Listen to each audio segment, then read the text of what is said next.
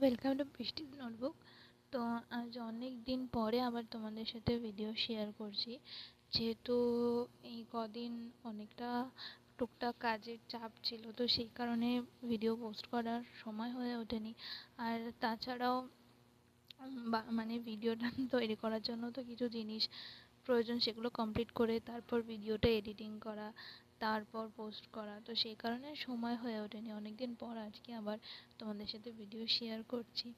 ঠিক আছে, তো যা এত প্রচণ্ড গরম পড়েছে, আর তাছাড়াও কালকে পয়লা বৈশাখ, তো সেই কারণে ভাবলাম যে নতুন কিছু ভিডিও পোস্ট করাই যায়। আর এত যে গরম পড়েছে, গরমের মধ্যে বারবার কারেন্টও চলে যাচ্ছে।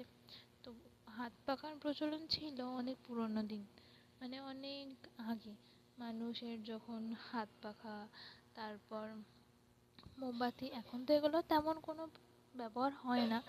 তাও আমি ভাবলাম যে সব কিছুই যখন পয়লা বৈশাখে নতুন নতুন হয়, তাহলে একটা হাত পাখা নয় করাই যায়।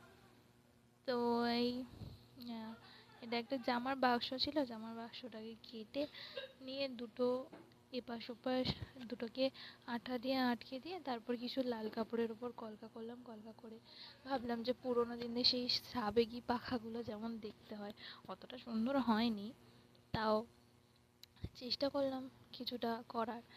আর সেই সাবেকি পাখাগুলোর মতোই চারপাশে, পাখার চারপাশে লাল কাপড় দিয়ে কচি দিয়ে আটকানোর চেষ্টা করেছি।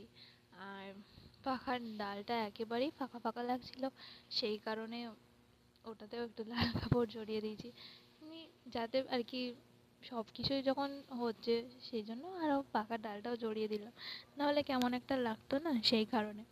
তো এই ভিডিওটা, এই পাখাটা তোমাদের কেমন লাগলো তোমরা অবশ্যই কিন্তু জানাবে। আর চেষ্টা করব যে প্রত্যেক দিন ভিডিও দেওয়ার। তো তোমরা প্লিজ ভিডিওটা ভালো লাগলে অবশ্যই লাইক, কমেন্ট, শেয়ার করো, আর আমার চ্যানেলটাকে সাবস্ক্রাইব করে দিও। এখন এই পর্যন্ত, নেক্সট ভিডিওতে আবার